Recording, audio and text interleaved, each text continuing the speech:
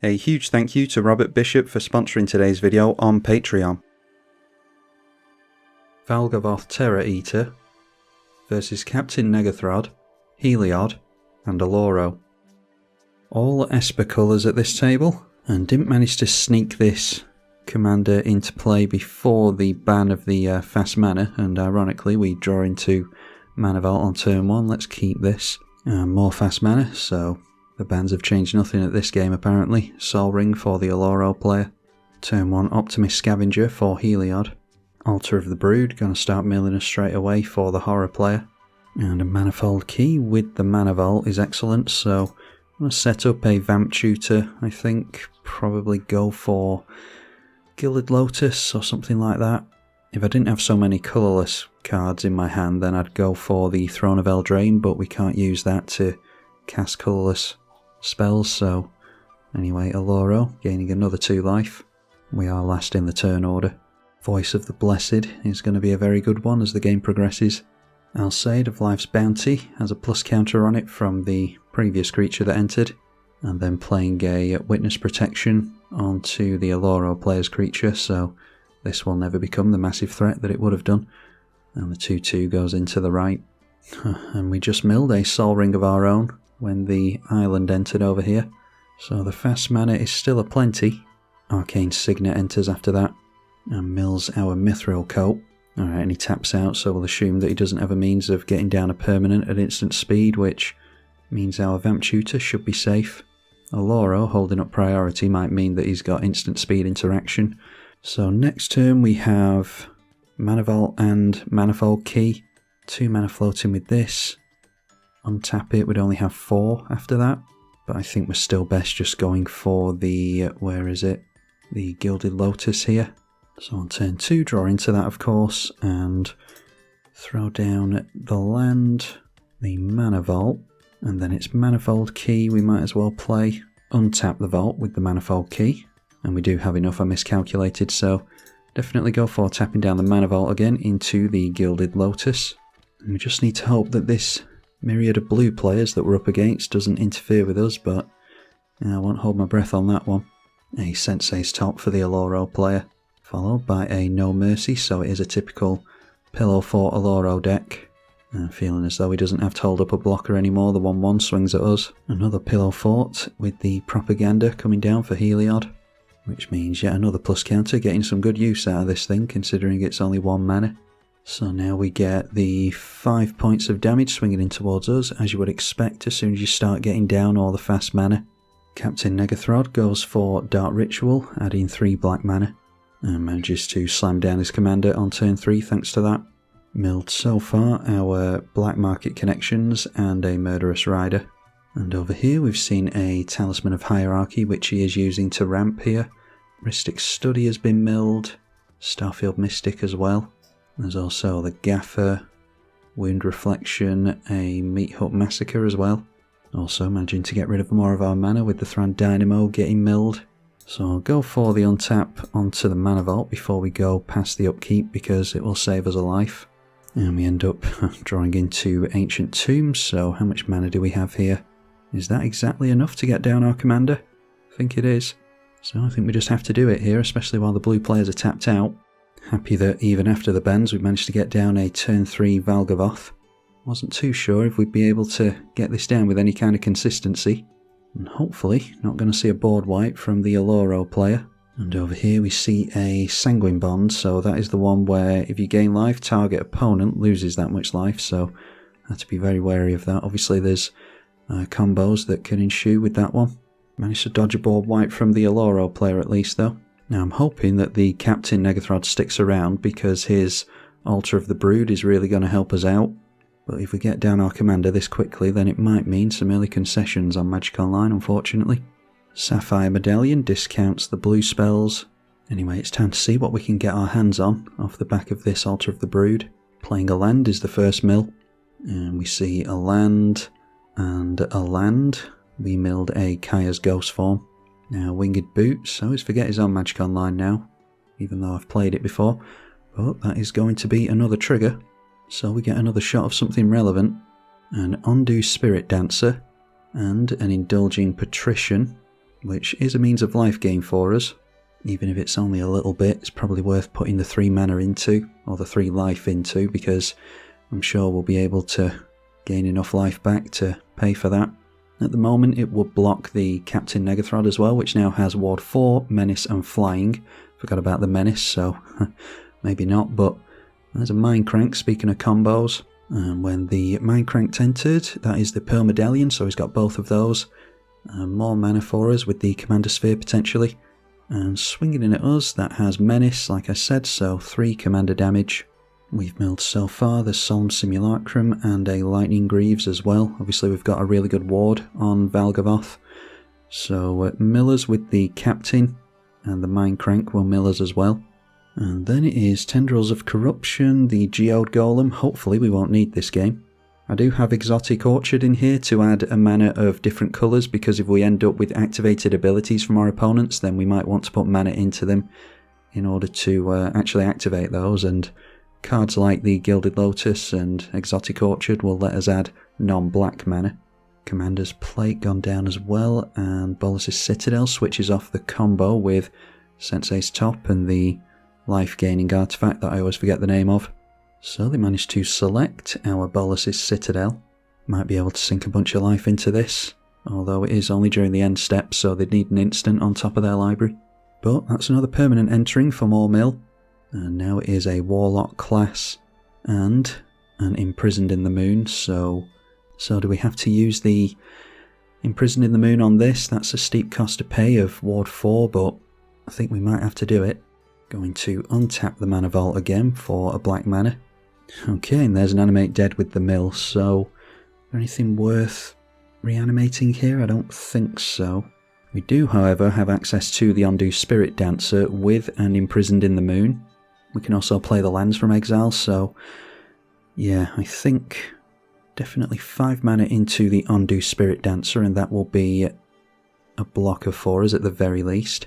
Have to mill this many cards thanks to the Mindcrank. Can we get rid of Mindcrank with this? No, it's just creatures, lands and planeswalkers. I think we play into this though, because it's just fun to go for the whole Valgavoth thing, and if we get milled out then so be it. It's always a fun way to go down. Let's Imprisoned in the Moon onto the Captain Negathrod. So we end up milling again, and we do have the Animate Dead available to us, of course. So now there's a Crypt Guest in there, and just lands and instants and sorceries. So we will have to pay the 4 on this. Managed to successfully get rid of the commander. Undo Spirit Dancer will trigger, making a copy of this thing. And so we might as well just throw it on to... I don't think there's any problem lands. Maybe just throw it onto the Captain Negathrod again. So now this has 2 of the enchantments on it, so if they manage to remove one of them, then it's still difficult for them to play their commander. Then we can get down a Wormcoil Engine if we decide to shock down a land, which I think we can do here. Taking a lot of life is the problem. So milling again. Let's go through to combat. It's noteworthy that in order to pay the ward on this, he can't sacrifice any lands, so he can't get rid of this in order to get his commander back into the command zone. The other 2 players have Pillow Fort cards up, so we have to swing in over to the right, which I think I would have done anyway, thanks to all the mill. That gains us 9 life, we jump up to 26 again. Now, do we take more life in order to get down Indulging Patrician? I think we do, because that'll pay for itself now that we've gained enough life. We'll be able to Lightning Helix our opponents. Oh, actually, they just lose 3 life, it's not a Lightning Helix, is it? But they'll lose 3 life at least. Play the Commander Sphere as well for the sake of getting more mana. And constantly milling, we're just getting rid of lots of mana here. The deck is very much full of mana for obvious reasons, because we've got a 9 mana commander. Now I think we get down a Wormcoil Engine, and lost 2 life to the Ancient Tombs, so Mindcrank doing some work. And then do we want Warlock class as well? I think we want the option of getting 2 of those, so we'll just leave it for now. I think at the very least we've been able to show what we can do with this commander, so whatever happens from here on out I'm happy with. It's all very reliant on what your opponents have and what they mill into. But we're down to 55 cards left in the library. Our opponents each lose 3 life to the Patrician, so that means that Mindcrank continues to do its thing. I'll hold priority here just in case we get into an instant. Oh, actually, we've passed priority, apparently. There's lands. A Sigil of the Empty Throne would be nice. Thassa, Lunar Convocation, and Gitaxian Puppeteer. Got an untapped land that we can make as well.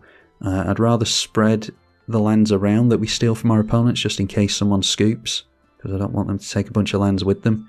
The Sanguine Bond is going to be pointed at us. We go down to 16 because they gain 2 here.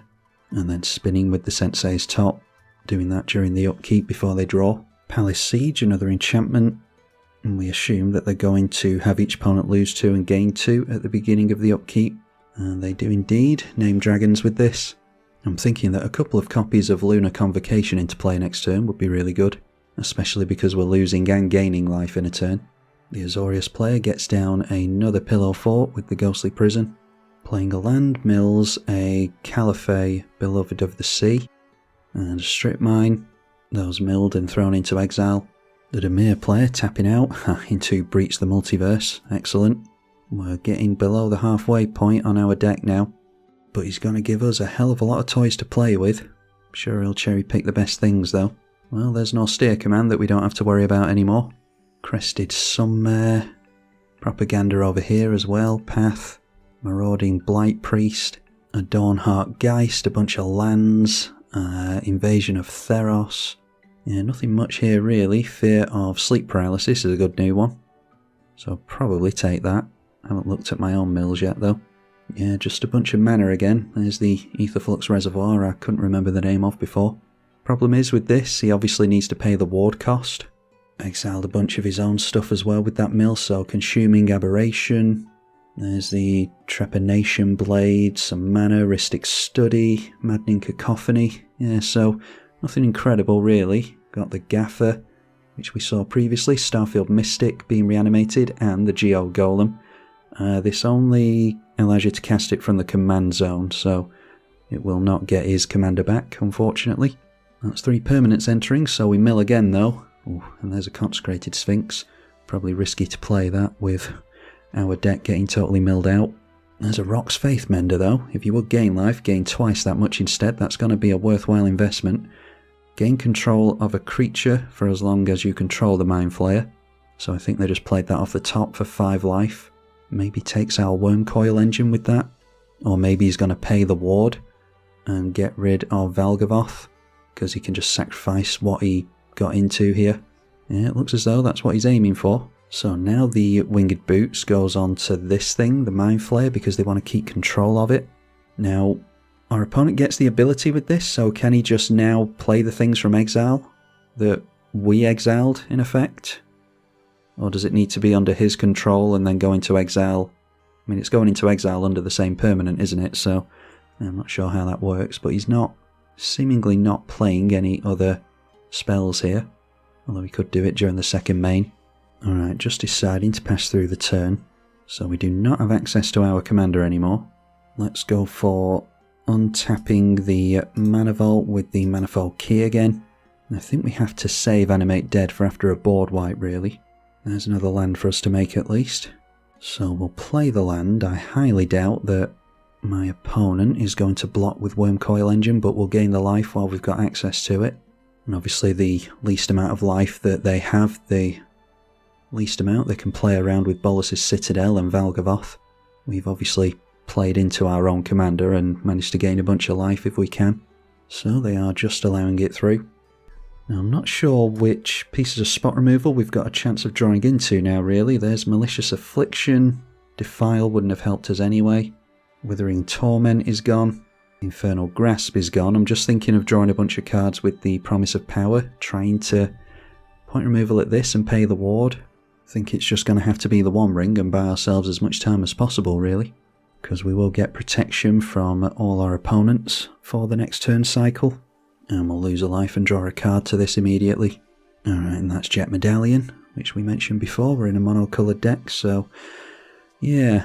The graveyard's getting exiled, so Animate Dead's only really for our own graveyard when the commander goes down, so I think we're just getting down the Jet Medallion here.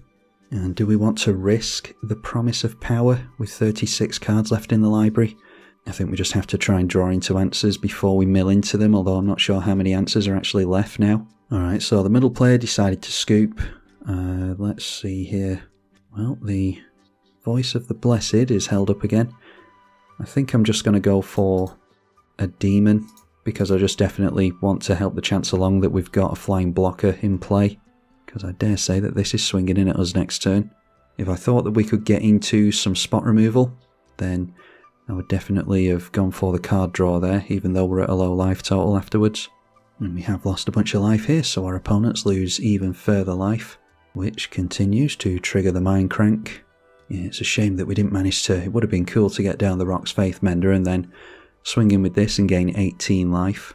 Sensei's Divining Top is spun at the end of the turn. Oloro continuing to gain life. They'll gain life from the Palace Siege as well, which means we're going to go down by 4 life to the Sanguine Bond most likely. So also with the life loss, the Mind Crank continues to trigger. Voice of the Blessed will get its first plus counter finally. Needs 4 on here to gain Flying and Vigilance, and then it's 10 for Indestructible. No, instead points the Sanguine Bond over to the right, surprisingly. Maybe he's just spreading the damage. Noteworthy that with the middle player leaving, he took the Imprison in the Moon with him, so I'm glad I put a token copy on over here. Sanguine Bond being pointed over at the Dimir player again. Oh, of course, our opponent can't choose us because of the One Ring. Yeah, totally forgot about that. We've got protection from everything. That's the reason I cast it. So, yeah, Oloro didn't have a choice but to knock his life total down to 6. Spins the top again after the draw phase. Alright, Bribery being pointed at the Dimir player now, trying to get the best creature he can. He'll have a better selection here, 75 cards to our 34 to look through. And aims for a Toxrill, so down goes our Flying Demon. It does mean that the Mind Flayer is not going to last much longer either though. The 4/4 goes into the right, so encouraging him to block with the Mind Flayer. Go down to 2 if he doesn't. Alright, so deciding to take the damage, he goes down to 2. And the Toxrill puts slime counters on everything at the end of the turn, so goodbye to our Demon token. And hello to a slime token from Toxrill. Now what he can do here is swing in to the left, gain a bunch of life, and then the No Mercy will force him to sacrifice it. Or actually it destroys it. We've got Animate Dead, and we decide where it goes when it hits our bin. Path to Exile onto the Toxrill, going down to 1 life with that, so I'm assuming that that's from the Valgavoth. And then we see a Giggling Skitterspike. I haven't seen this one. A 1/1 indestructible. When it attacks, blocks, or becomes the target of a spell, it deals damage equal to its power to each opponent. Alright. And if it becomes monstrous, then we'll know about it. And they can pay for it to become monstrous here. Instead, that is Haunted One. So their commander, which they do control. It's a land, but they do control it. Whenever this creature becomes tapped, alright, well, it's not a creature, so that shouldn't be relevant. Now the 9/9 swings in at us. Our opponent's forgetting about the protection by the looks of it, so he's not going to gain life attacking us. The play to make there would be to gain life attacking in over here and destroying our commander with a No Mercy. But at least we don't get our commander back this way. Yeah, I think I might have put mana into the monstrosity on this personally. I mean, he's at a low life total, so it might not matter, but I think this is your best bet of doing anything at all. So goes through to the end step, no cards in hand and only 1 life. We will take our damage to the One Ring and untap the Mana Vault. Don't know if we've seen Kakusho yet, actually. I'm just remembering Kakusho's in the deck, so we could... Is that a death trigger though on Kakusho? I don't think it's an ETB, is it? Trying to think of ways of taking out this Dimir player. Draw into a Demonic Tutor. What is left in our library? That might have been a very good draw. No cards in our opponent's hand. We've got... Don't think there's anything of all that much relevance, really. Consuming Corruption is 3 swamps we control. And this thing is 3 mana, so... Or 3 toughness even, so we could get rid of that. Yeah, I think that's the thing to go for here. Kakusho is available to us as well, but we can't kill it, so we'll go for that. Try and get our commander back. Have to pay the ward 4 on that, so it can just be a swamp and the Mana Vault. So blow that up, gets us our commander back. Can't swing in with it, unfortunately, but we do have access to the stuff that was exiled now. So there's the Consuming Corruption again, which we've just put into exile, because the commander was under our opponent's control at the time. What to do? Got our own Sheoldred for some life gain. Yeah, I think the first thing to do is Rock's Faith Mender, because we'll be gaining double the life. 28 cards left in our library though, so probably a good idea to take this player out while we can, because we're just going to mill more stuff otherwise. But definitely wanted to get down Rock's Faith Mender before we swing in here. And the client is starting to bug out on us. Yeah, let's swing everything in to the right. Does mean that we're tapping out, but hopefully won't be relevant. Might be worth casting the Austere command on enchantments as well, actually. I appreciate my opponent not scooping here, because it would be relevant with regards to the life gain, I think. Assuming that we've got him here, which I do assume we have. Oh, he did scoop at instant speed. So we're not going to gain the life, I don't think, here. That's really annoying when people do that. So no damage to deal to a player that isn't here. We should have gained 6, 7, 14 life there. So is there another means of us gaining life? There's the Nick Fleece Ram would be useful. Let's go for the Consuming Corruption. That is going to cost us 2 life, but we'll gain... could have played a Swamp, I suppose, but we'll gain 6 here. Can also get down the Sheoldred. That will gain us 4 life whenever we draw a card. And we can still draw cards with the 1 rings, so yeah, get that into play. Oh, there's an Urborg actually. I didn't spot that before, so I would have played that. We've got... I haven't seen Cabal Coffers, but we've got Cabal Stronghold somewhere in here. That only cares about the basic swamps though. Let's see about Bitter Triumph then. Although that would entail discarding the Animate Dead, so let's go for the 1 ring activation now so that we can gain some life and draw some cards to discard to that. I don't want to take life to it if I don't have to. So we draw into a land and Decree of Pain, which I don't think is going to be of much use to us. And like I said, we'll gain 4 life to each Sheoldred trigger. So now at 26 life, let's make it Austere Command, I think, for small creatures and enchantments. Could always wait on this, but there's no guarantee that we'll have our commander in play next turn, so I'd rather just do it now. And this means that we don't have to use the Bitter Triumph after all, if we're going to get rid of the spirit over there. Obviously gets rid of No Mercy and Sanguine Bond as well. And then I think I want to steal Crested Sunmare and the Speaker of the Heavens, and we'll leave it at that. Could always steal away our opponent's Voice of the Blessed after we took it as well, because that's obviously gone into exile now also. We'll take the Nyx Fleece Ram. I'm just going to be greedy here, and if our opponent top decks into something incredible, then so be it. We'll take Palace Siege as well, naming dragons. Our opponent spins Sensei's Divining Top, and then decides to scoop it at that, because he's not drawing into anything else, so... look at that, we were getting into Kakusho next turn anyway. Necropotent's pretty useless to us. We're pretty much just gaining as much life as we possibly can, and then stealing all our opponent's stuff, which is the aim of the deck. So yeah, fast-paced game, but fast mana will do that. At least it wasn't just us with the fast mana. Hopefully you all enjoyed that one. I think it did a good job of showing off the mono black Valgavoth deck. If you want to see the deck list, then it is in the description right next to the link to Patreon. If you want to support the channel financially, then you can do it there. A massive thank you to those of you who do that already. I'm tribalkai. Thank you for watching.